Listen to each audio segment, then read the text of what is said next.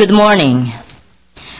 This is the time and place for the Zoning Administrator's hearing for December 17, 2008. My name is Edith Fuentes, and I will be conducting the hearing as hearing officer. We have 4 cases today, and relevant exhibits are posted on the panels located directly behind me.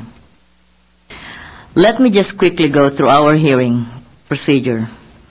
Under the provisions of Title 30, Chapter 30 of the Glendale Municipal Code, a variance shall be granted if 4 required findings are present.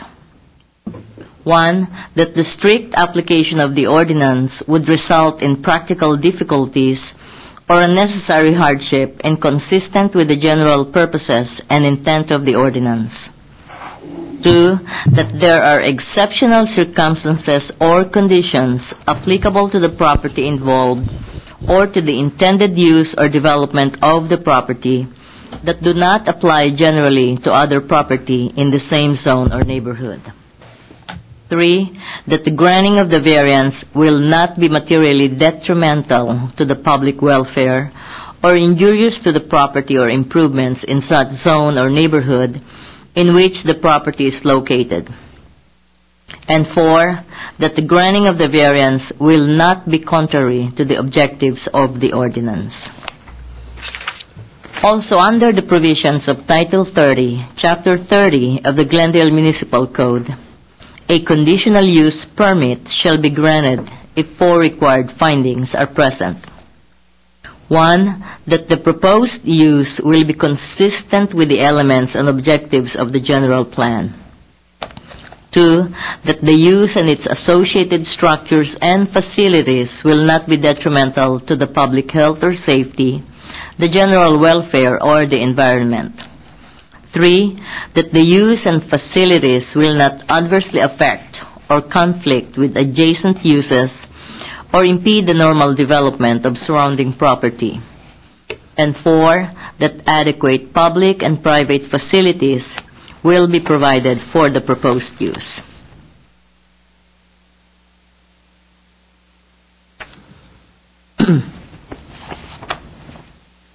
For applications involving the sale, serving, or consumption of alcoholic beverages, there are also 5 criteria that shall be considered in making the findings in subsections A through D of the zoning code.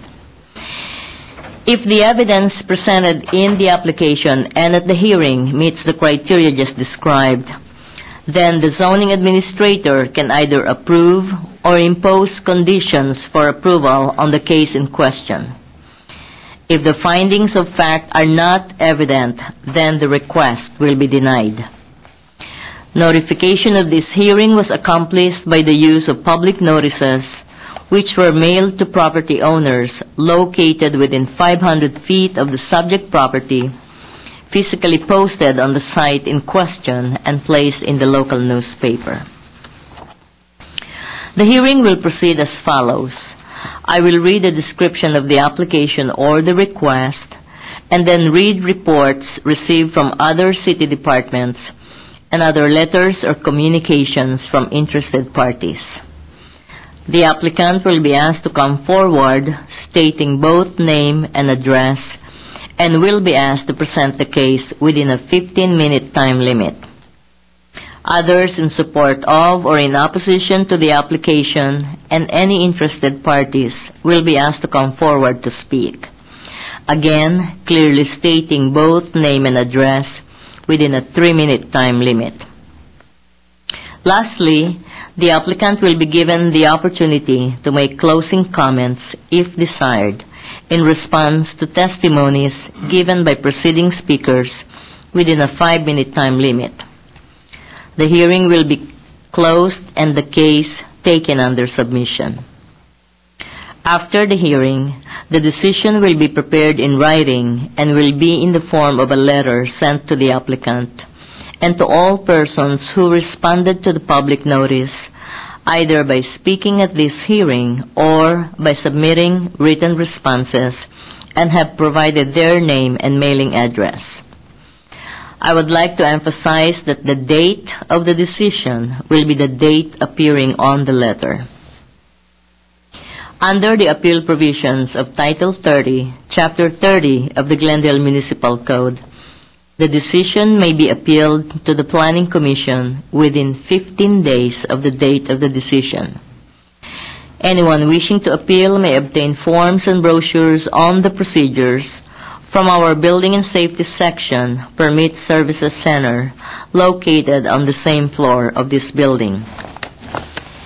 If you wish to speak, please write your name and address on one of these speaker forms which have been provided by the front door and submit it to our planning assistant. I would like to also inform everyone that the official proceedings of the zoning administrator's hearing are recorded on tape as part of public record.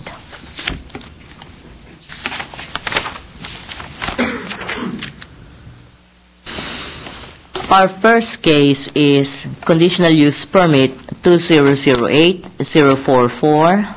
Location is 3630 Foothill Boulevard. Applicant is Sam Park. Property owner is Cyrus Teodalmanesh. This is an application for conditional use permit to allow the on-site sale, service, and consumption of beer and wine within an existing restaurant counter service with limited seating located at 3630 Foothill Boulevard in the C3 Commercial Service Zone, Height District 1, described as portion of Lot 26, Surveyor's Map LS 142728.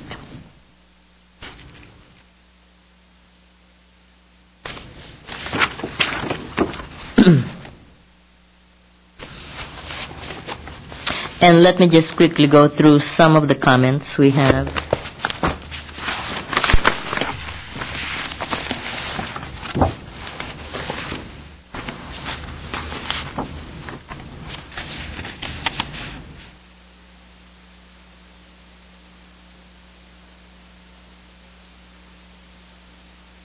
I have a question. Jale, you're the case planner for this one. Is this a renewal of an existing conditional use permit or? No, I don't think it's a first-time application. Turn on the microphone. I believe it's a first-time application. It is first time? Actually, it was granted in 2003. Well, it was the time, there was a time limit which Hold on for 1 second. I'm talking to her, okay? I'm sorry. Yes, there was a time limit which was over, so they had to reapply. So the original conditional use permit expired? Expired, exactly. When did it expire? I believe it's 2000. It's okay. I'll take a look at the. I'm trying to get to the history of this.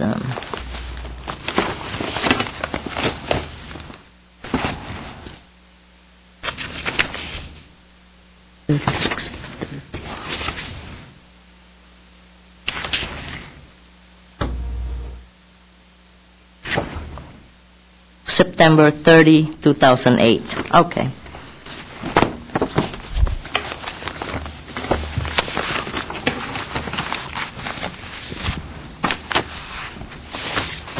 Oops. You're about a month late in filing, right? Okay.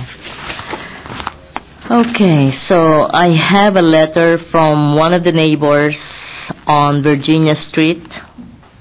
Basically, they are in opposition to the application, stating that there are existing alcohol-related businesses already in the area. That's one of the reasons I wanted noted on the case file if there's an existing. Right, I see. Because it will almost seem it's brand new, although it expired in September. Okay.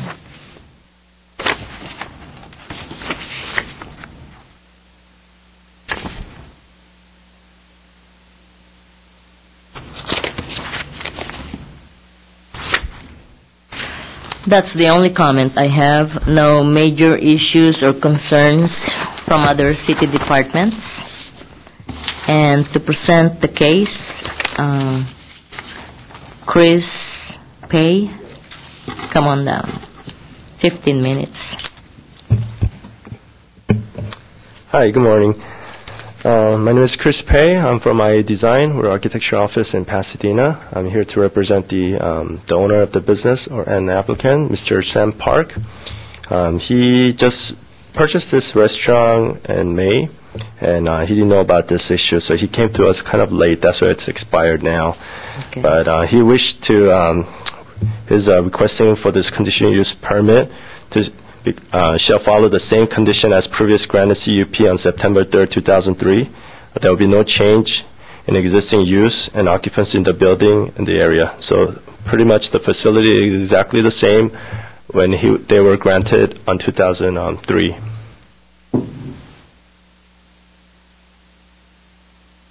What's the name of the business? Sushi USA, and that name was also the previous name that the owner had.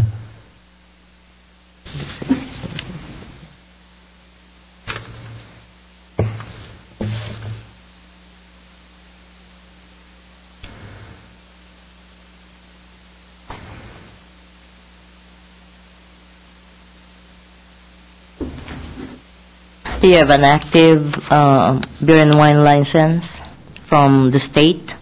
Yes, I believe he. Do we have a copy on file? If not, I'm going to ask that you submit a copy of the license. Okay. Supposedly, yeah, he informed me that he has all the health permit and everything. It's just that just conditional use permit was expired on September 30th. So it's kind of like a renewal. Have a copy on file? No, I don't have. You don't? It's not on She file. doesn't. Okay, we'll try to provide that.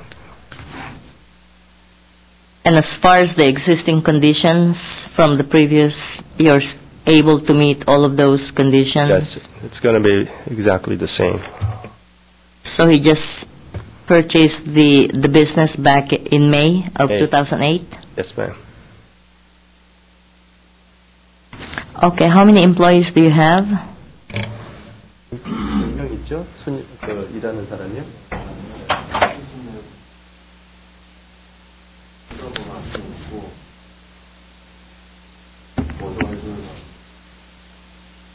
There's 4 people, counting the owner. He's also working. Okay, hours of operation?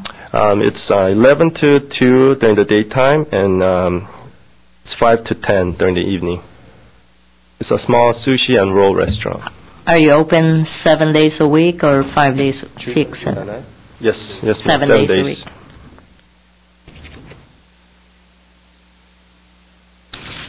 Just beer and wine, no distilled spirits or? No, just beer and wine. Yes. Okay.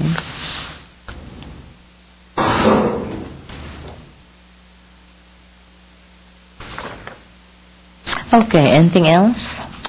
No, that's about it. Yeah, I'm sorry that it expired, but it is kind of like renewing because we are Transitioning of yeah. the ownership, maybe, yeah. Yes, ma'am.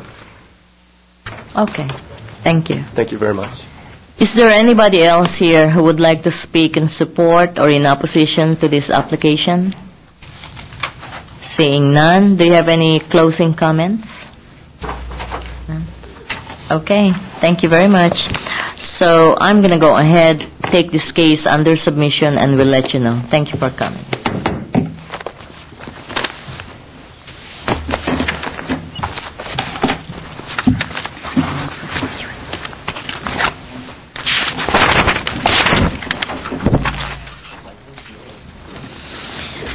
Our next case is Parking Reduction Permit 2008-010. Location is 3441 Encinal Avenue. Applicant is John Thomas Harrington. Property owner is the same. This is an application for a parking reduction permit to allow the construction of a 288 square foot addition to an existing 782 square foot single-family dwelling without providing one additional covered and enclosed parking space located at 3441 Encinal Avenue in the R1 low-density residential zone, floor area ratio District 2, described as a portion of Lot 5, Block J of Crescena Cañada Tract. And let me just quickly go through some of the comments.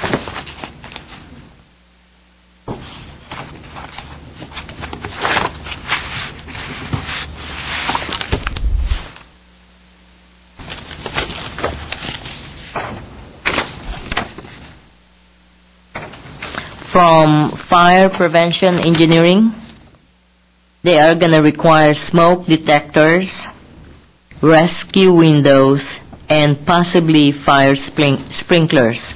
So you may want to meet with them and discuss the items with them.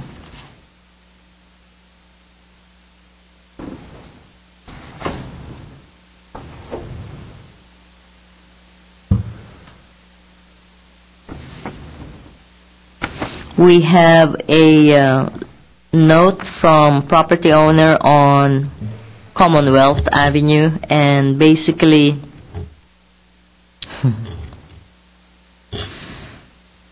she said, I have driven by and looked at the property, and the addition is about all that the site allows. I have no objection to the matter, if only one garage. And she's basically in support of the application. She also owns a property on Encinal.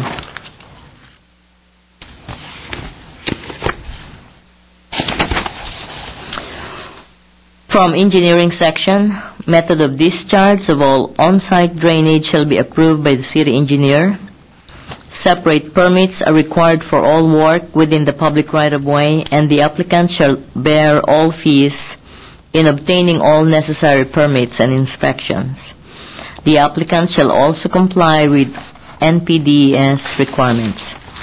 And let me see.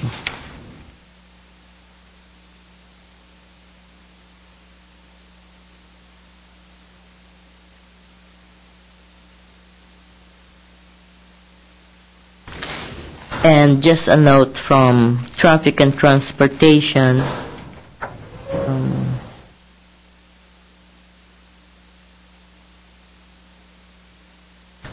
Okay.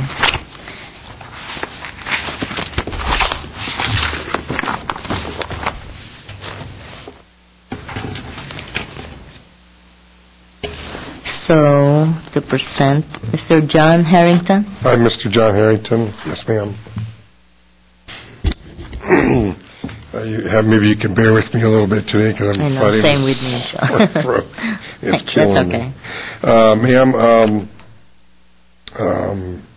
I've been in the house approximately 5 years after selling another house in Tujunga. I've owned the house since 1978, and it's been a rental. What we're actually going to do is just to enlarge the rear bedroom in the back. Mainly because I wanted to get an extra bathroom in the house also. We're a family of four. I have two young kids, one boy and a girl, and it's just hard for, not there to have more than one bathroom in the house. The backyard is terraced. When I applied for the application permit, there was an idea raised that maybe I could extend the garage and make it tandem, but since the backyard is terraced, that would have been a very difficult thing to do. I have a patio there, and then if I would have had a two-car garage and it would have been terraced, the two-car garage, it would have extended into the terrace yard, and then adding a bedroom on the other side of the house, I would have had a house with two rooms coming out the back, which would have looked kind of funny, one on the west side and one on the east side. I'm just going to go down my application for the parking reduction permit, and I guess I could just read the answer starting from page 4 of the application. And this is explain the why the need for parking of your use is not as great as for other similar land leases? Well, our area use is residential only and does not change from day to day. We have ample parking at our residence. I have a driveway that'll park at least 2 cars besides my 1-car garage, and at least a place to park 2 cars out on the street. But we're just a 2-car family, so there's no problem with parking in that area or in front of our house. On question number 2, for each use, provide the number of spaces required by each land use on an hourly basis between 6 a.m. and 12 midnight for a typical weekday and a Saturday. Well, the number of spaces required for our land use does not change hourly or daily. It's just a residential area. And there's no public transit lines or routes. There's no on or off street parking and public parking facilities in that area. For number 3 is describe how the parking requirement established in zoning code is greater than what will actually be needed for the proposed land use. Well, if I read that right, our parking requirement will still remain the same, as we only have 2 vehicles and we're a 4-person family. And question number 4 says, explain how existing parking demand is currently provided and why it is sufficient to serve the proposed use and future uses. Well, my existing parking demand is provided by a single-car garage and a driveway that can park 2 vehicles if needed. Number 5, how has the intent of the parking regulations been met? Well, the parking regulations have been met by the existing parking spaces already available, I presume. And on page 5 of 5, statement of additional facts related to the application. I thought of the idea of constructing a 2-car garage in the front of the house, but it would not be feasible due to the setback limitations from the street.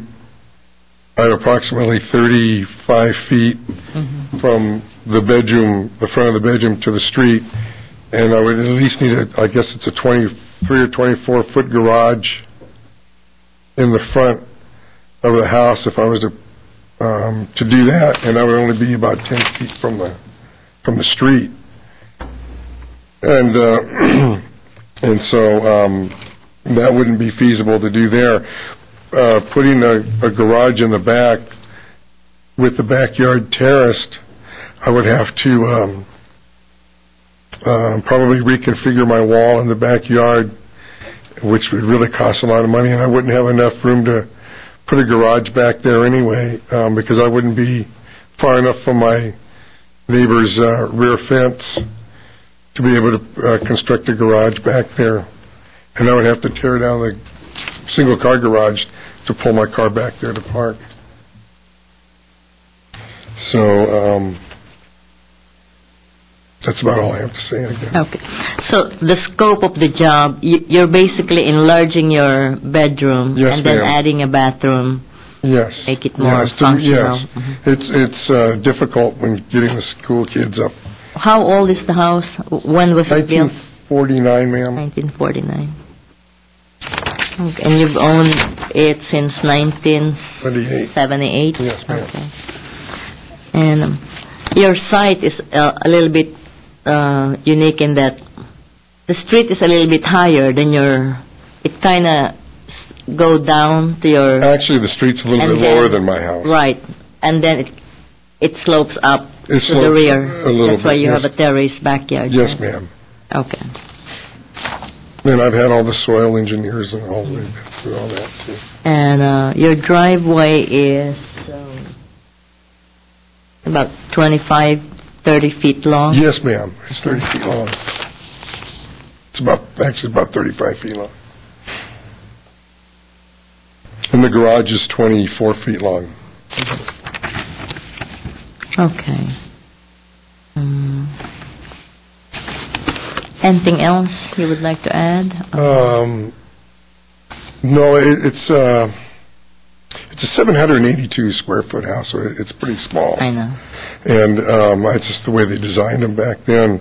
My neighbor's house, which would be, if you're looking at the picture, to the right is a two-story house. Mr. Marcos Surreal and his family, very nice people. And their house is two-story, and there's no windows on that side of the house. So he's not impacted. He doesn't care. My neighbors to the east side, they have their garage on the same, I'm sorry, on the west side, they have their garage on the same side I do. And Mark and Pat have been there since I bought the house in '78. And they don't mind. And the man behind me, retired fireman Bill, very nice gentleman. He said he was going to try to come today to support, but I guess he couldn't make it. But anyway. Samuel is here. Huh? Samuel is here. Oh, very good. Oh, very good. Okay. Okay. Thank and, you. So, that's good. Thank you. Okay, our next speaker is Samuel Perotti, the next door neighbor. How you doing? How you doing? Oh, you're the contractor. Okay. Yeah, I just wanted to say that Just give me your name and address. Samuel for the Perotti, and I live at 10211 Stonehurst Street in Sun Valley, California. I'm actually the boat builder for John. He's also a friend of mine. And I just wanted to say that we looked at all the revenues of trying to comply with the city, and it's a hard piece of property to do that with. And being that the amount of square foot he's putting on there, he's not adding a bedroom. He just wants to enhance his way of living. So I think that he's probably one of the persons that should be an exception to the rule, only for the fact that there's not going to be any more cars on the driveway. That's pretty much it. Okay, good. Thank you. Is there anybody else here who would like to speak in support or in opposition to this application? Seeing none, do you have any closing comments, or that's it? Okay, good. I'm going to go ahead, take this case under submission, and we'll let you know. Thank you very much for coming. Thank you.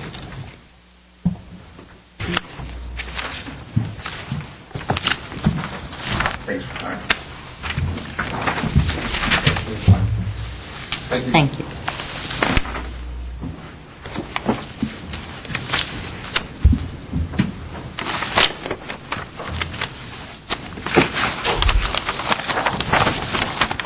Our next case is conditional use permit 2008043.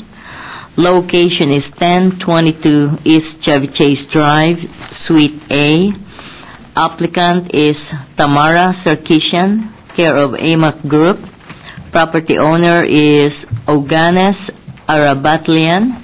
This is an application for a conditional use permit to allow the on-site sales, service, and consumption of alcoholic beverages at a new full-service restaurant located at 1022 East Chevy Chase Drive, Suite A, in the C1 Neighborhood Commercial Zone, described as a portion of Lot 6, tract number 4716, and a portion of Lot 35, Watt Subdivision.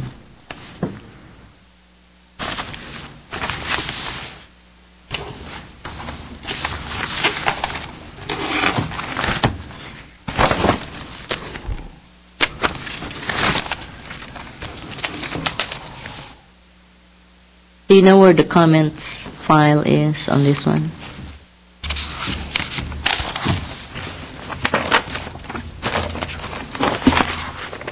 Yes, it's here. Thank you.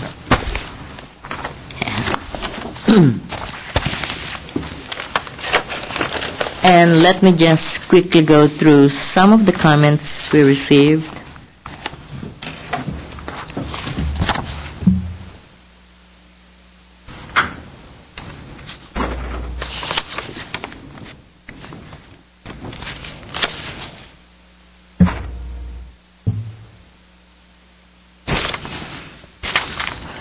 From police department,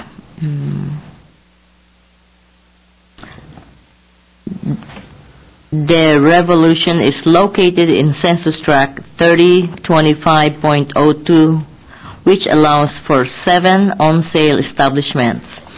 There are currently 5 on-sale establishments in this tract, and the Revolution is one of the existing 5. The crime statistics for the census tract is 57% above the citywide average of 87%. Within the last calendar year, there have been no calls for police service at the establishment. And the Revolution currently has a Type 41 liquor license, and also a Type 47 for on-sale general eating establishment.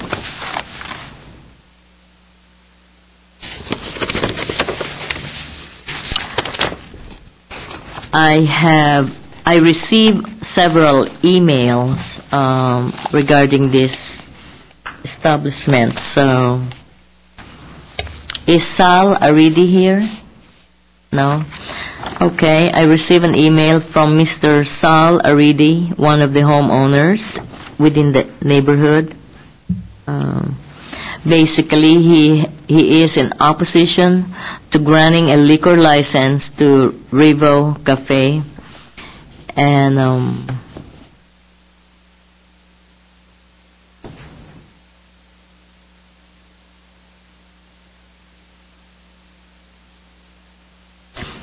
he is in opposition to any sales of alcoholic beverages without a verifiable, viable, and executable plan for a restaurant in that location.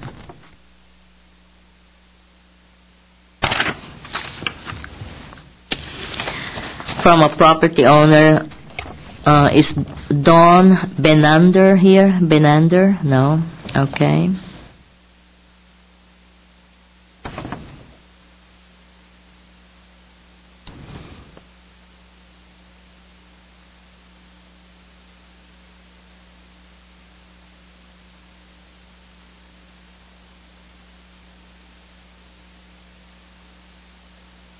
Basically in opposition to the application and requesting the city not to grant a liquor license.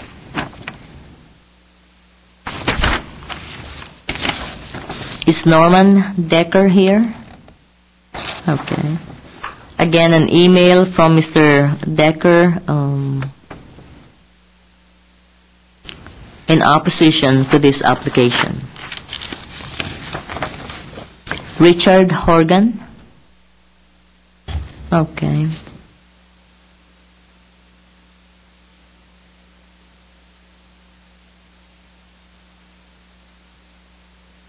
Basically, he has like several concerns, such as asking the applicant for a copy of a full menu, guarantee that all items on the menu will be prepared on site, guarantee that the owners will limit table reservations to groups of 8 people or less, guarantee that customers will not be allowed to bring in and or consume alcoholic beverages purchased off premises, promise to unblock the windows of the establishment and keep them unblocked at all times, guarantee that any valet parking will be contingent on a signed lease agreement for off-street parking spaces, promise to permanently display hours of operation, and promise to, upon request, provide full sales data to neighborhood services. Is Kathy here? Kathy? Okay, this is a hard name to pronounce. Klein Null Brandt? No? Okay. She is basically in opposition to the application and she's hoping to see a nice corner sidewalk coffee shop or cafe would be most desirable type of business on that corner. Joel Ryan? No, okay. In opposition of the application?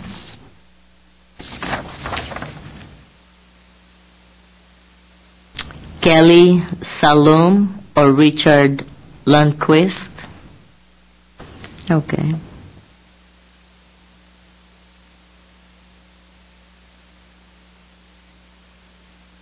Basically, in opposition to the application, and if the business, any businesses in this area should adhere to that same list of items that was mentioned previously.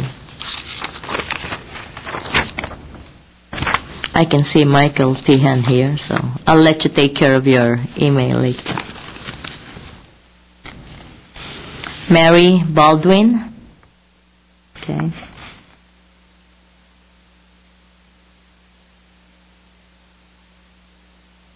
In opposition of the application? Ute Baum. Okay. In opposition of the application?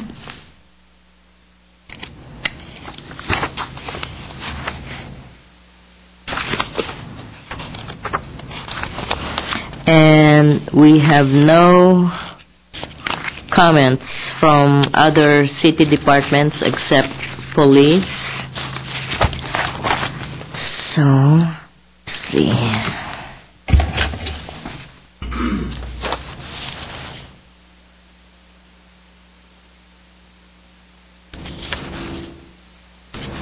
Who's going to present the case? Ara Vartanian? Okay.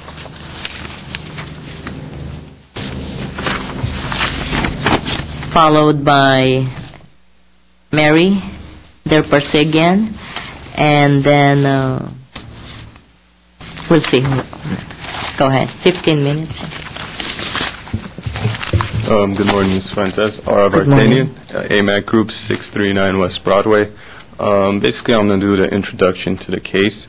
I want to start off by saying that this UP is for the on-site sales, service, and consumption of alcoholic beverages at a new full-service restaurant. I want to show you that the full-service restaurant, I already have the ZUC for it, Okay. showing the... Do we have a copy on file for that? I'm not sure. This is the original. Just give us a copy later on, okay. This shows that the floor area is 1,998 square foot and is C1 zone, and the use is a full-service restaurant. I want to begin by going over the 4 findings. The first one is, how will the proposed use be consistent with the various elements and objectives of the general plan? The proposed use, which is on-site sales, consumption, and service of alcoholic beverages, is at a new full-service restaurant. It will be consistent with the various elements and objectives of the general plan in that the establishment is located in the C1 zone where delicatessens, restaurants, private clubs and lodges, taverns, bars, cocktail lounges, and similar uses may be allowed, in agreement with the commercial land use designation of the land use element and subject to approval of a conditional use permit. The land use element of the general plan designates the site as commercial area, and the proposed use will be consistent with the various elements and objectives of the general plan. The second finding asks, why will the proposed use and its associated structures and facilities not be detrimental to the public health, safety, or general welfare, or to the environment? Our finding is that the proposed use and its associated structures and facilities will not be detrimental to the public health or safety, the general welfare, or the environment, and that the proposed use will not change the nature of the primary use of the establishment and other uses in the area or services offered within the area. Similar uses and services exist in the area and within other areas of the city and have not proven to be detrimental to the public health and general welfare of the community. The proposed on-site sales, service, and consumption of alcoholic beverages in the existing establishment will be an accessory to the full-service restaurant use. The proposed service, when conforming to when conforming to applicable laws and conditions of approval, has negligible potential for detrimental impact to the neighborhood. We are willing to abide by all imposed conditions of approval in an effort not to cause any detriment to the area and the public. The third finding, why will the proposed use and facilities not adversely affect or conflict with adjacent uses or impede the normal development of surrounding property?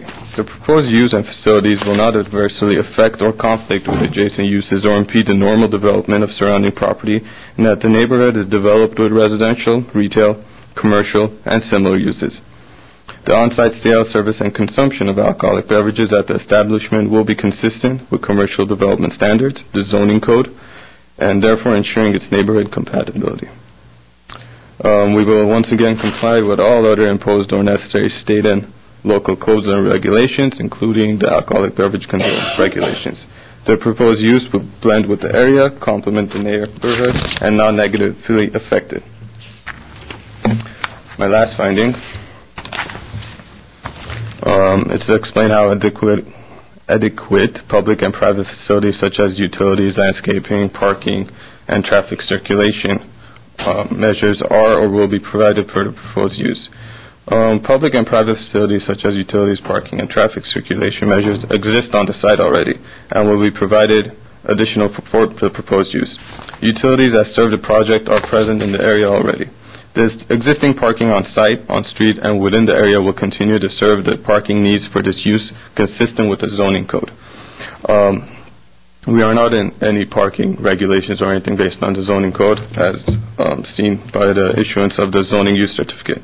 The proposed use will comply with all codes, regulations, and will comply with any other conditions that may be imposed for this approval to further reduce any impacts of the project on the neighborhood. That's pretty much it for my introduction. Do you have any questions for me?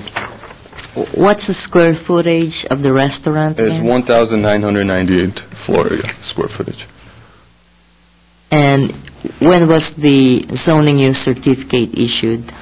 I believe it was August 27th of 2008. It was PZUC 2008-0408. We'll get a copy. And how many on-site parking does the shopping center has? I'm not sure about that. I'll let... Who can answer? Okay, somebody needs to... Yeah. Okay. Number of employees? Number of employees, it's not certain now, but it's probably going to be... I'll let them answer that. Okay. And hours of operation? Hours of operations are going to be from 11 to 2 a.m., Monday to Sunday, basically. 11 a.m. to 2 a.m.? That's correct, 11 to 2 a.m. Unless otherwise ABC tells us something else. You're going to be dining late. Okay. And numbers of days of operation? 7 days a week, Monday to Sunday. 7 days a week.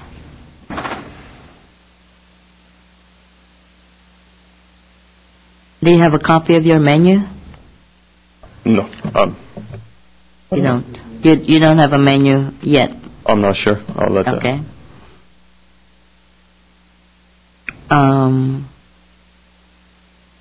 Okay, so you don't have the number of employees, you don't have the menu yet. I'm going to need all of those information. And is it the same ownership from the previous? That's correct. The same owner.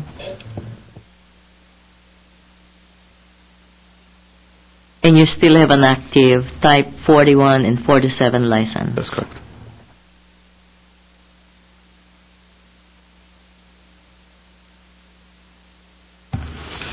Okay, thank you. Thank you. Mary, Der Persigian. Good morning, Ms. Fuentes. Good morning. My name is Mary Der Parsegian. I am an attorney and counsel for the owners of Revo Cafe. I want to answer a few of the questions. Yes, please. As to the restaurant menu, yes, we do have a restaurant menu. We will be more than happy to provide that to you later on today. It is going to be operating from 11 a.m. to 2 a.m., 7 days a week. There are 14 parking spaces available for the restaurant during the evening hours and 8 spaces during the lunchtime hours. If necessary, based on any kind of reservations, there will be a valet service, and there is a valid lease with an adjacent parking lot, and I can provide that information as well to you.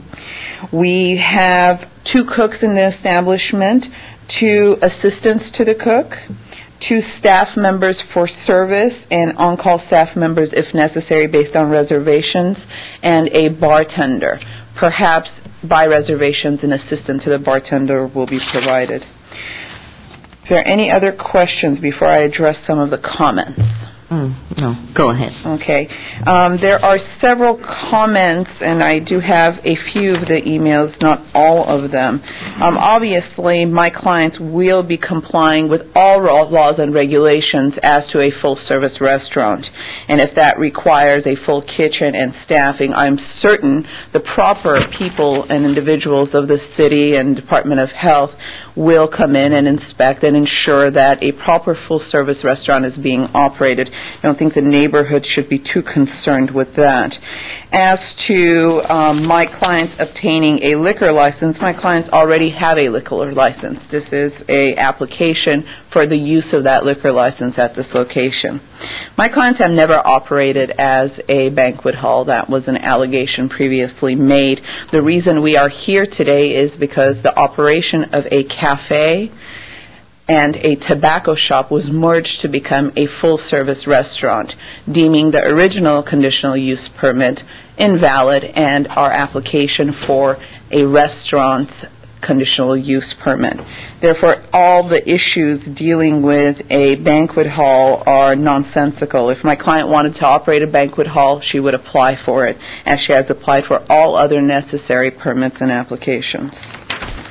There, as the police department indicated, have been absolutely no calls for any kind of criminal activity in and around the vicinity, as is being claimed by Don Benander's email as to being intimidated to go outside. This is a full-service restaurant that's fairly enclosed within the premises of a shopping center. The entrance to it is within the shopping center. If people are sitting outside or walking in and walking out from the parking lot, it wouldn't be fully visible from the public on the outside on the streets. Any kind of activity would be within those premises. As to the windows being blocked, those windows are blocked for sound purposes, and there is blocking to ensure that loud music, which there's a valid permit for, does not disrupt the neighborhood. So the window blockage is for the neighbors, contrary to their belief that it's for any other purpose. Is there any other questions? Not at this time, sir. Okay. Thank you. Thank you. Armik Shanasarian, okay, you're here for resource person.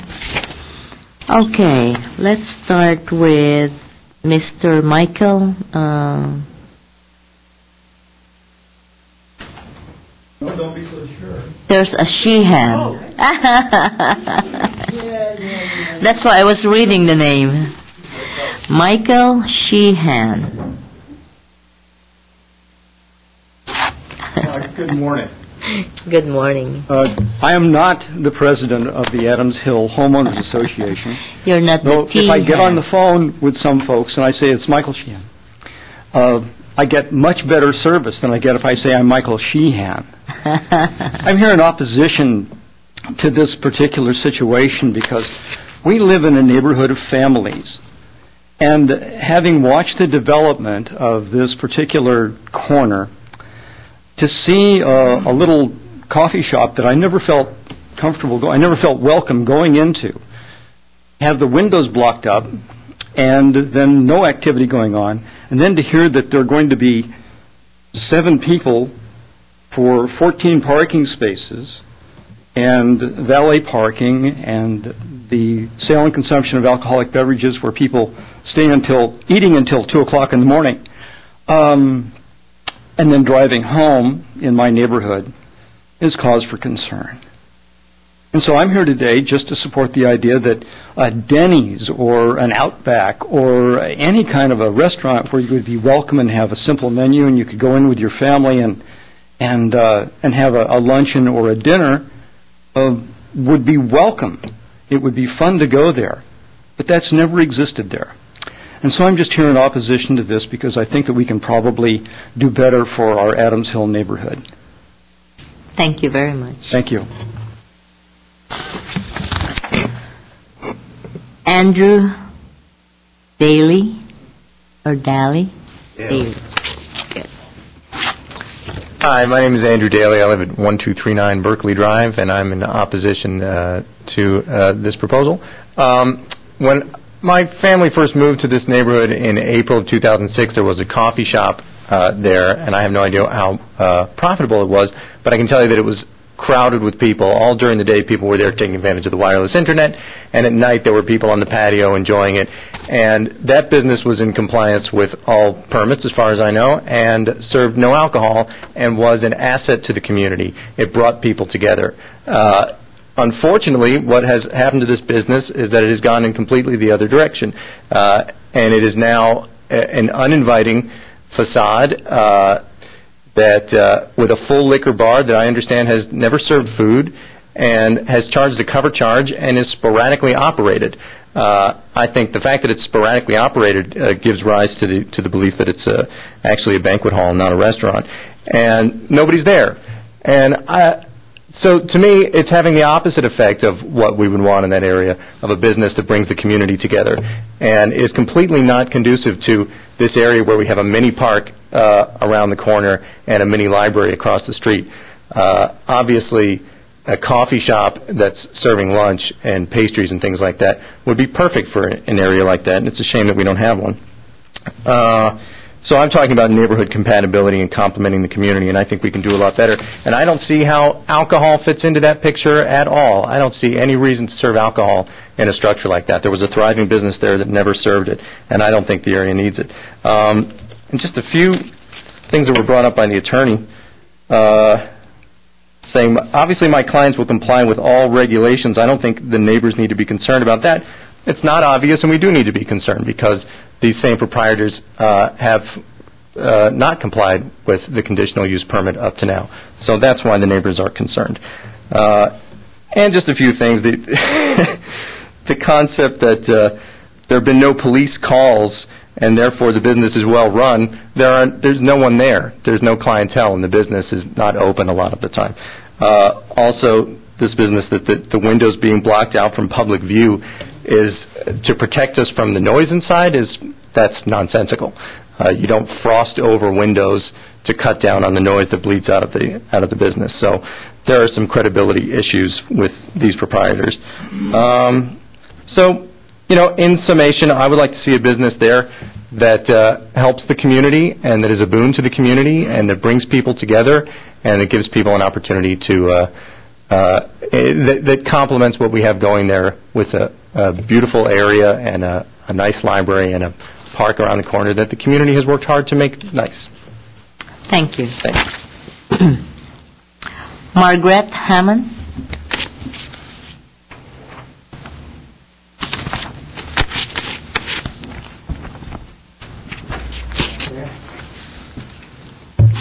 Good morning, Ms. Fuentes. You got here, huh? Good to see you. Margaret Hammond from Adams Hill. First off, I don't know where the attorney got her information. City councilmen themselves saw the signs that said banquet halls. So, that is unbelievable. I'll have to tell them that they must have been seeing things. It was mentioned by, I believe, Mr. Starbird, City Councilman Nigerian, the whole group were there at the opening, and there was a big sign that said banquet hall. So, and I personally went in there, and that was what it was more or less operating as. I have somebody that went with me, and we had a drink in there, and there was no food served and so forth. So whatever she wants to say, we know the truth, so they can say whatever they like. The other thing that I'm very concerned about is the business of the crime. Yes, we are a high crime area. We are one of the most seriously condensed, jammed in with people area in all of Glendale. If not, I believe one of the city councilmen once said, if not in America. Our density is 39%. So do we need more liquor licenses? Do we need more problems? No, I don't think so. And as far as the parking, we suffered through this business of the valet parking. They parked all over the streets, around the corners. Adams Square is a little twisted sort of an area with little streets and corners. You're aware of it. And they parked all over the streets anywhere they could in front of people's driveways at times who objected. And the noise was I came home a couple of nights late, and quite late from something I was doing. And they were standing out in the street smoking, and with the valet parking all around that whole square. I mean, this is my personal observation, and I wish I had taken pictures. So I don't care what anybody says. Why would I get up and say this if it were not true? The parking is a problem in that area. I would like to know where they are proposing to get a parking lot to park it up till 2 o'clock in the morning. I want to see that. I really do. And the other points have already been made, but I think the hours of operation from 11 to 2 a.m. is rather suspect for a full restaurant, simply because, like Algemax and Benji's, whom we've lost, we don't have any decent family restaurants. If it were a decent family restaurant where we could go in with our friends, that would be great. But I'm saying from 11, they don't serve breakfast then, and probably lunch, I guess, from 11. But what I'm saying is it doesn't sound like a restaurant that is a normal type of restaurant. And if I'd like to see the menu also, what they're proposing for food. But, and the windows being blocked is horrendous. I think it's horrible. I mean, it just destroys that little plaza where we had all that money spent by the city to put the little plaza, which is a benefit to that business, but with those windows blocked, it's horrific. Thank you. Okay, thank you. Now we have Michael T. Han.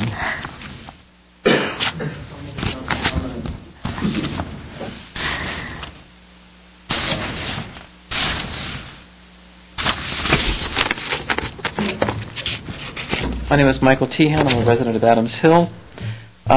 This is essentially the same application for a conditional use permit that you received 2 years ago, with no changes or modifications. They've not exercised any due diligence to ensure that they complied with that conditional use permit. There's no expectation under the current application that they will do the same. In fact, you yourself in your findings in denying or revoking their conditional use permit, even though it was predicated essentially on that wall that was torn down, you yourself found that they operated as a banquet hall. I gave you pictures of them operating as a banquet hall. So even if you granted any kind of restaurant use or even a beer and wine license application in this condition, there is no assurance from them and no guarantee that they will actually execute and be an actual full-service restaurant.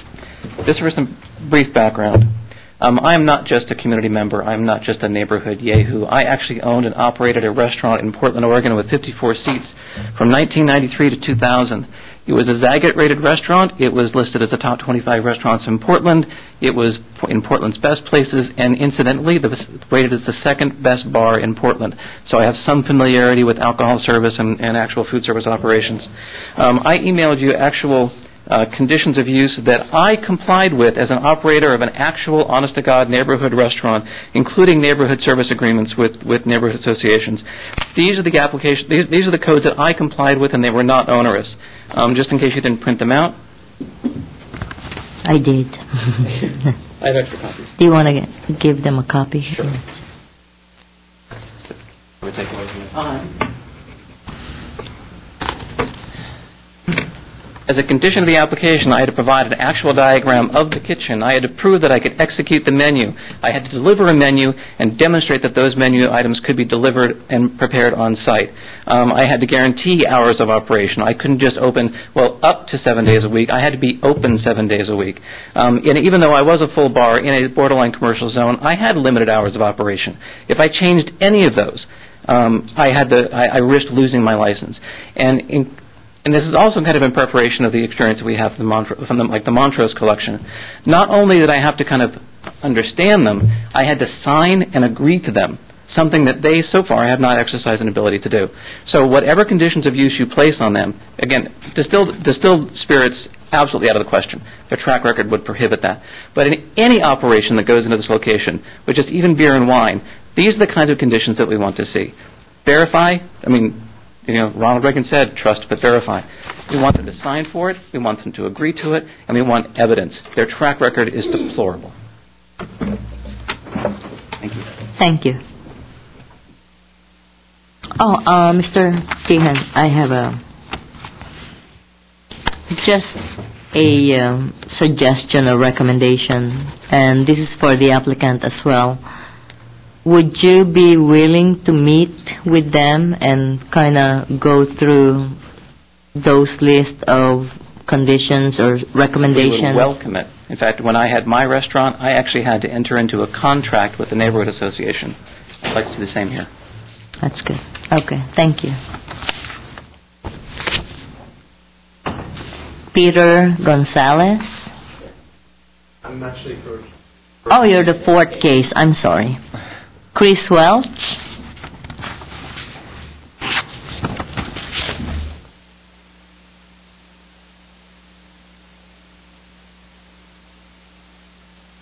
Good morning. My name is Chris Welch. I'm a resident of Glendale on Rhodes End.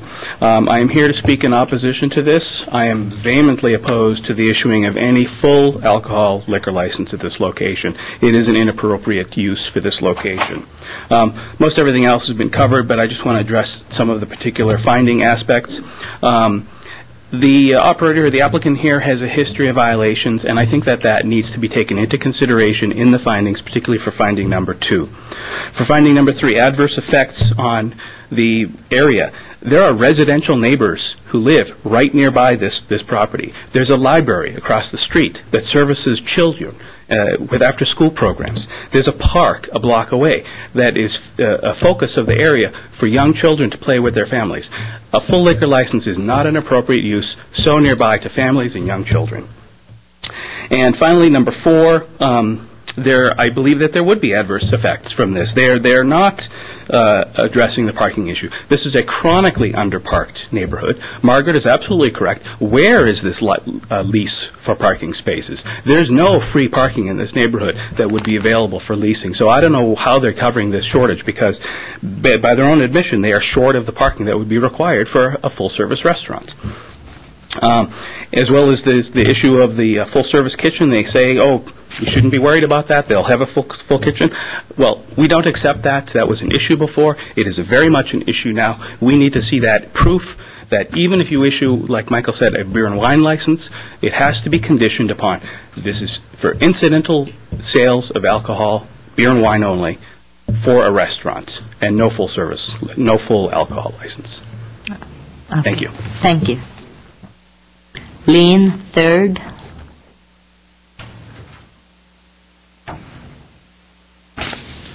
Good morning, Ms. Fuentes. My name is Lynn Thayard. I live on Marion Drive in Adams Hill. Thayard, that's okay. I came here to support my neighbors in our opposition to this establishment. I have a lot of concerns, which has already been mentioned, but some of the things I'd like to highlight are my concerns about the establishment being so close to a school and a library and a mini park, and actually not that far from the elementary school either. And a business that is open from 11 a.m. to 2 p.m. and serves alcohol is usually a bar. I know very few restaurants in the city of Los Angeles that serve food that late into the evening. If they want to say they're a restaurant, that's fine, but that's a bar. And if they serve food, that's incidental to being a bar. And again, that type of establishment in our area is really not appropriate at all, especially with the proximity of children to that type of facility. And then the last thing, too, that everyone has addressed here, and I want to address as well, is parking. Anybody who lives on Adams Hill knows parking is an issue, whether it's down by Chevy Chase Drive, whether it's by Palmer, whether it's up in the winding streets on the hills. There is really hardly any place to park, even for the people who live there, and I don't see how we can accommodate an establishment that seeks to bring in the number of vehicles that this establishment will. That's all I have to say. Thank you for listening. Thank you very much for coming. Okay, is there anybody else here who would like to speak in support or in opposition to this application? Closing comments? Okay.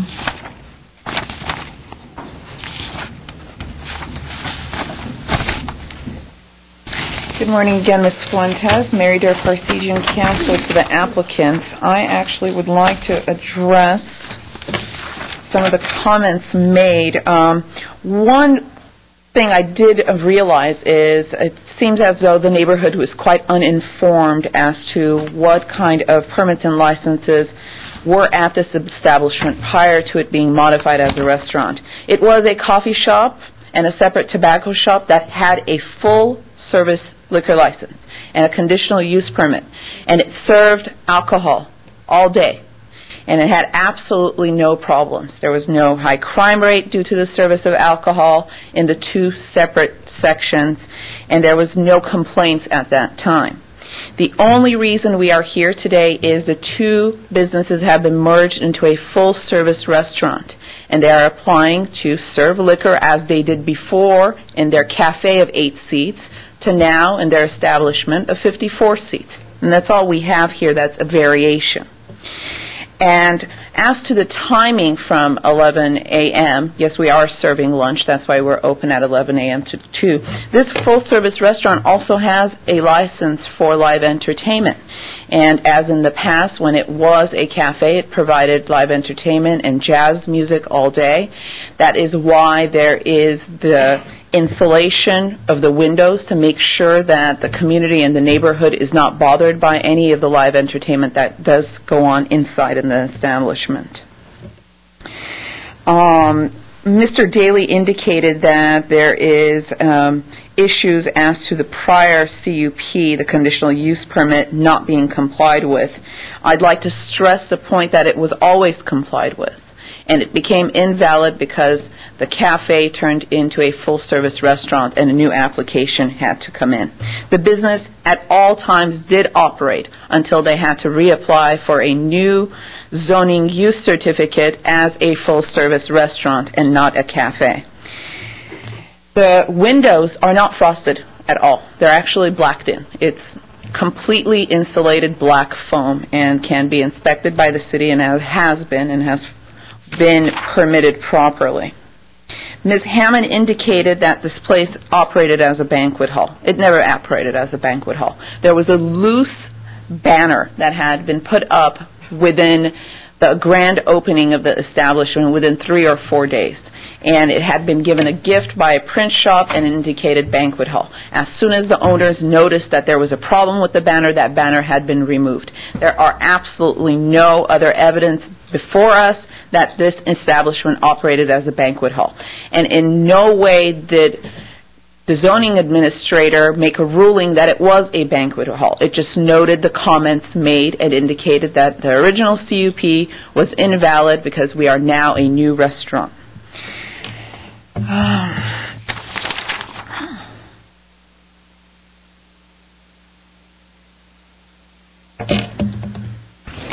As to Mr. Michael, I want to say Tikhon, I apologize if I am mispronouncing the last name. I have looked at the paperwork that was provided to me, and it is based on the Oregon Liquor Control Commission, as he indicated, as his full-service restaurant, and liquor was in Oregon. I'd like to make note that we have complied with everything to do with the California requirements, and we have also complied with all necessary steps needed to be taken with the City of Glendale's requirements, and will continue to do so as a full-service restaurant with an entertainment license and hopefully a conditional use permit for the service of alcohol. There is no history of violations. The cafe changed into a full-service restaurant, and they reapplied for a ZUC. They obtained the ZUC, and now we are here reapplying for a CUP. If the administrator would like to note, the only problem was that a ZUC had not been applied prior to the validly permitted construction work that was done on the premises. Parking requirements. The City of Glendale is completely satisfied with the parking. That is part of us obtaining our ZUC, and we have complied with it and have provided them all the information they need. We'd be more than happy to provide the administrator if she sees it's required as to the lease if necessary. There's only 54 seats at this establishment. We're not talking about a 300-seating restaurant. And 14 valid parking spaces in the vicinity and parking that is in and around have been considered to be substantial for the City of Glendale and its requirements. That's all I have. Thank you. Miss Mary, again, I'm going to ask the same question. Will you and the representatives of the owner or the owner herself be willing to meet with the neighbors? Of course, we'd be more than happy to meet with the neighbors. Actually, we'd love to invite them to dinner one day so they can see the menu and enjoy themselves. Okay, I would like to find out what happened. You know, that's out, when I take this case into submission, that's facts are heard. This is a de novo hearing. I've heard all the information, but I am still interested in finding out what happened with your meeting. So just trying to see if we can get you and the neighbors kind of understanding everything and all the facts about the business. How about that? That sounds great. Okay. I will be and I able would like to hear from Mr. Tihan, how did it go and so on. Okay, I'm going to go ahead, take this case under submission, and we'll let you know. Thank you all very much for coming.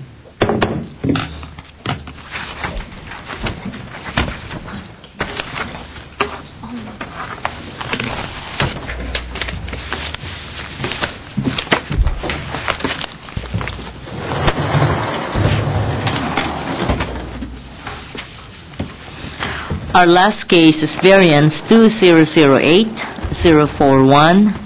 Location is 3701 Ocean View Boulevard, Suite C. Applicant is SC Planners, care of Peter Gonzalez. Property owner is Robert Yuhana.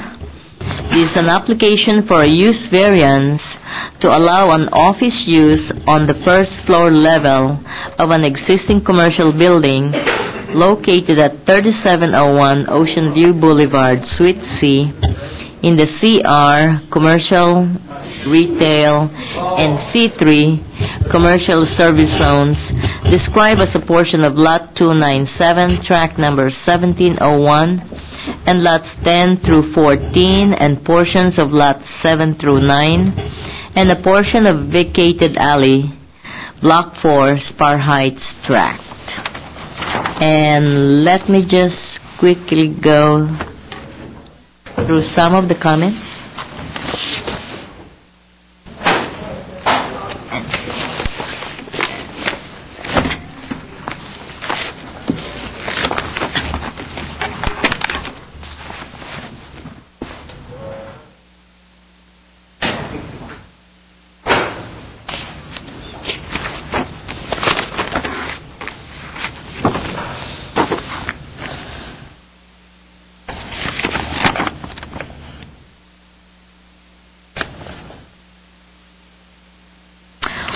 From Development Services, their major issue is that the zoning for this area specifically prohibits office use on the first floor of the tenant space. And the Montrose Shopping Park Business Improvement District Board had asked that city staff and council adhere to the code on several occasions.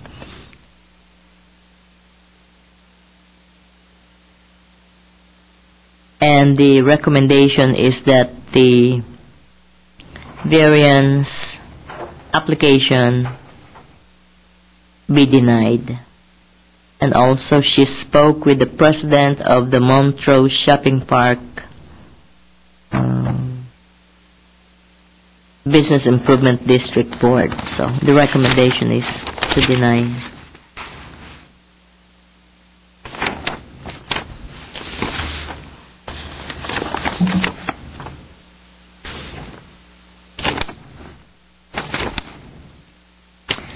That's the only comment I have. And now it's your turn. Peter Gonzalez. Good morning, Ms. Fuentes. Good morning, staff. Peter Gonzalez with SC Planners. I represent the property owner, Robert Johanna. This is an application for a variance to allow Edward Jones, a financial investment firm, to operate on the first floor of a CR commercial retail zone. The CR retail zone does allow by right the second floor, the second story, to be used as a office use. The first floor is 900 square feet. It's very, very small.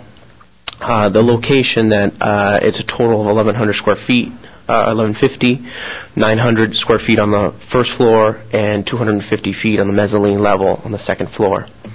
I'd like to bring some of the findings that we would like to discuss. The main thing is that there are no hardships regarding this variance. This is a very, very minor change. There will not be any detrimental to public welfare, since it is a minor change that is already allowed on the second floor, and as is, there's only a 900 square feet change. I would like to say that the property has been vacant for approximately almost a year now. The exact location within the shopping center is not best suited for retail. They've had several unsuccessful businesses in this exact location due to the visibility from the street. If you can see the pictures here, there's a column on the very top photo there. There's a column right in front of the shopping area. You want to come up here and walk me through that? Pointer by the screen. The wooden one. Right. Oh, gotcha. Okay. So this is the location here, and if you see here, there's a post here. Mm-hmm. So signage is hard to find. It's right location. There's also the ramp for the handicap accessibility is right in front. So visually, it's hard. So nothing has really been able to be successful in here. Edward Jones is a financial institution which they plan on having. You can go back to.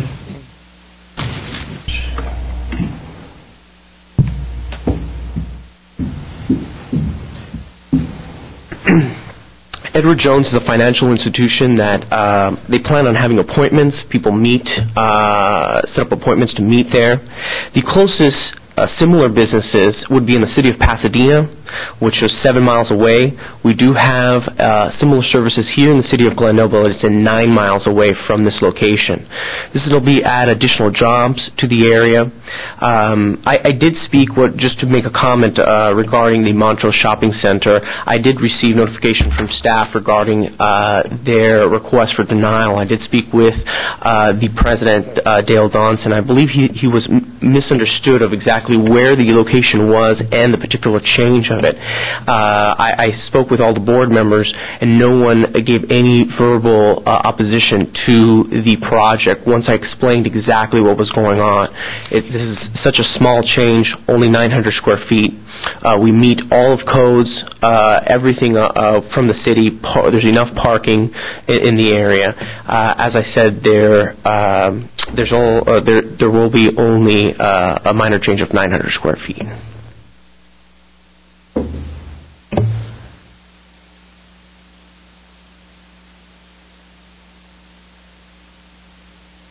One other thing I would like to add: the shopping center is built in two separate buildings. It's separate. If you look in the photo here, there's a north building and a south building separated by a small driveway 10 feet wide. On the south building, it is by right. This operation could be legally with all rights be allowed on just the south side, less than 30 feet from the proposed area. It's a small portion only of what's considered the CR zone, so less than 30 feet would be... There's no vacancy on the other side? Unfortunately, it doesn't meet their criteria. We tried. Oh, okay. It doesn't. They don't need a lot. They don't have a lot of employees. They don't need a lot of room. And like I said, it's perfect for them because it's not a retail. They don't need the site from the street. They set up appointments and people come directly to them, so they'll be able to find it. It's not a retail location where you walk by, and you're interested in doing a little window shopping. It's not that type, and that's why they'll be suited perfectly for this exact location. What you're proposing is just exactly the opposite of what they're trying to achieve by having retail and people walking up and down and that is correct. Walking in there. That is correct. Unfortunately, it has been tried for several times, and as I said, several businesses have failed. And the comments from the previous owners were that they can't be seen from the street. That is exactly the situation of what's wrong, of how we can. As I said, the property owner has been unable to fill the location. There's several businesses there. Bringing this type of business here will attract not only additional shoppers because they will be bringing people specifically to Edward Jones, but they could also go in to the coffee shop next door or other shopping nearby. As we understand, the Montrose Shopping Center would like additional shoppers. There's a lot of vacancies right now due to the hard times here that we're going through now economically, and having this business would only bring more shoppers to the area. They're by appointments that they're going to be setting up. So these are specific people that are going to be coming in directly to the business, and while they're there, they could also come in and enjoy some of the other businesses in the nearby area. You mentioned earlier you had a discussion with the president of the Montrose Shopping Park. Absolutely. Will you be able to ask him or request him to either call me or send me an email or any type of communication so I can just verify we can discuss that the with discussion him. You have? Yeah, we can work that out. We did talk to him. He had no. Unfortunately, I can't. I understand. I need the facts. I understand. I need hard facts and information. Okay. So. Anything else? I'm open for any other questions, or like I said, I'd like to reiterate that this will bring additional jobs. There are no. Okay, let's talk about the business. How many employees do they have? Approximately 2, and they may have another floater. And hours of operation? Yeah, normal. It's a normal business banking 8 to hours. 5 yeah, or exactly. 9 to 6? Okay. Absolutely, yeah. 6 days a week? Yes. Or half day on Saturday? 5 days a week? They're not open, yeah.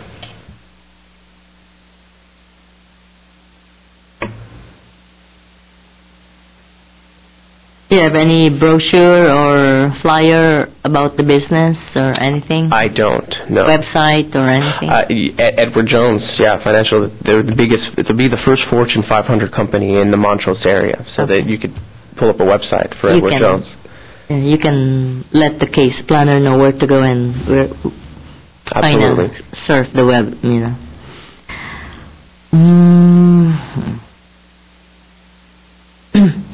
Yeah, they would like to mention on the record that this is actually a new business that's coming into the city of Glendale. They're actually coming from another city, and that is my reason.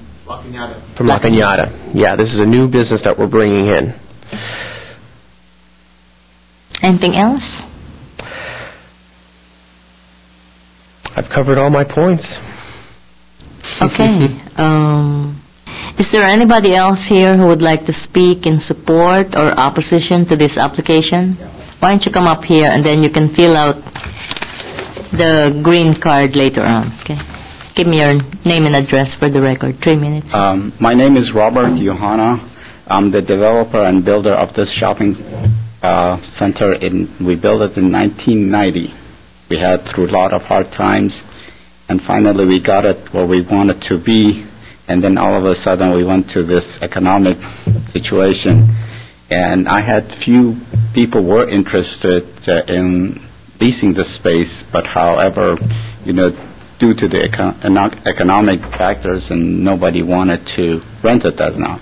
So finally, Edward Jones came up, and they liked the place, and I worked with them for about since March, and we're trying to get this place open, and they needed variance, so we went through the process of variance, and so here we are.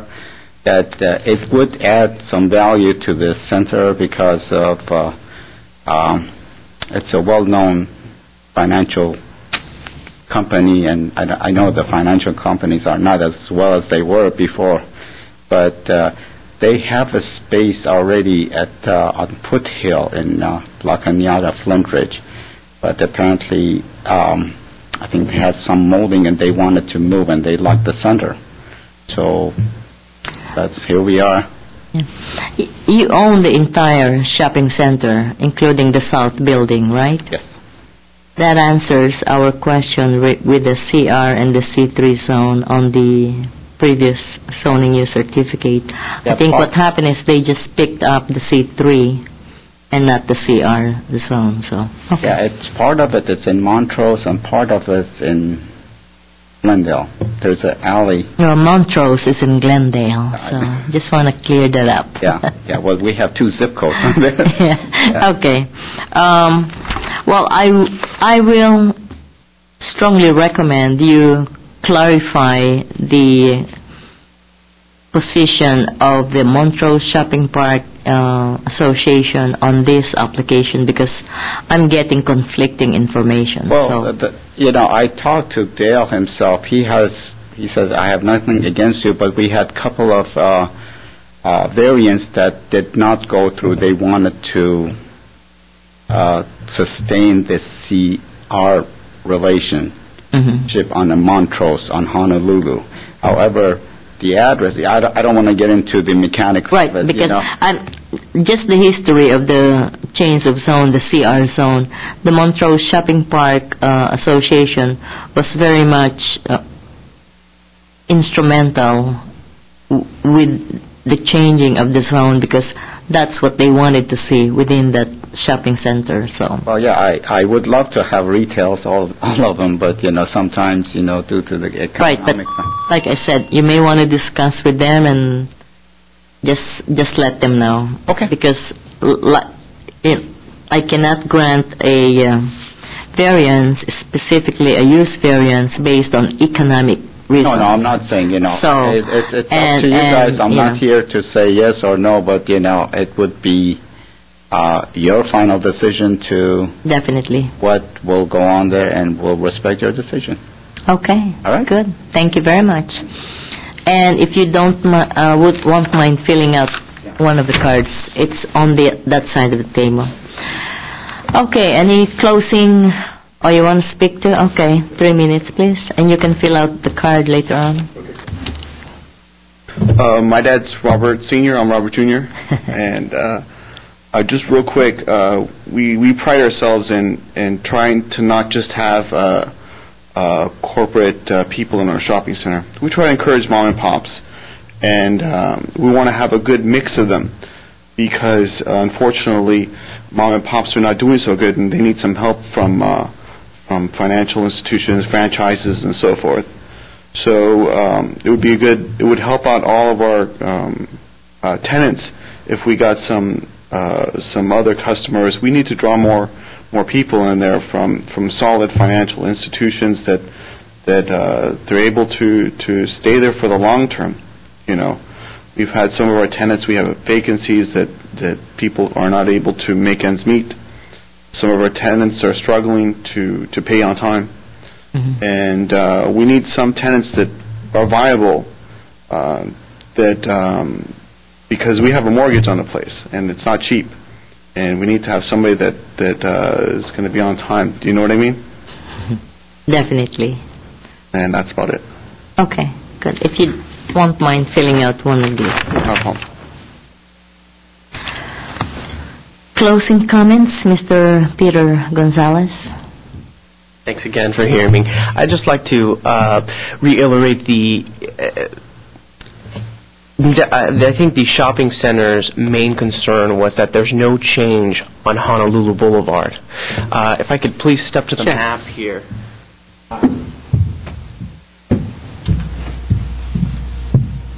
So the Honolulu Boulevard is the main boulevard. The reason why it's only half the building is because they were trying to get this frontage here. If you notice, none of the other ones, it's only the ones that have how their shopping center is designed is in circular manner. So if you go here, you come this way, it's circular. So they were trying to get these here, but there's no way to cut the building in half. So it ended up coming all the way this way, and that was the drawing line. If the driveway would have been here, it would have been only incorporated these buildings here, which is 3 shops there. This one happens to be in this side, which faces Ocean View, not Honolulu. And that was the confusion that we had with the shopping center. And their previous cases where they asked for variances in the change in the zone were all on Honolulu Boulevard, not on Ocean View. So you are Unit C, right? Unit C, yes, here, right, which faces Ocean View, not Honolulu. Okay. And I believe that was their main concern. And I agree with and I understand their concerns with keeping this a shopping center. Montrose is very nice, very walkable, very pedestrian friendly on Honolulu Boulevard. This happens to be on the other side and faces all of the My last comment is the reason I think Edward Jones would like this particular suite was that one of their employees requires a wheelchair, is handicapped, and this particular suite is right in front of the on-ramp, which is a two-part issue and a problem. The problem with the suite and being retail is that the handicap accessibility blocks the view and from the street. Edward Jones, since they have this employee, the on-ramp is immediately in front of that. So that was one of the key reasons that they chose this particular location. It's difficult to accommodate, finding a location that accommodates their employee. Okay. Good. Thank you so much. Thank you very much. And with that, I'm going to go ahead, take this case under submission, and close the public hearing at 11:15 in the morning. Thank you very much for coming.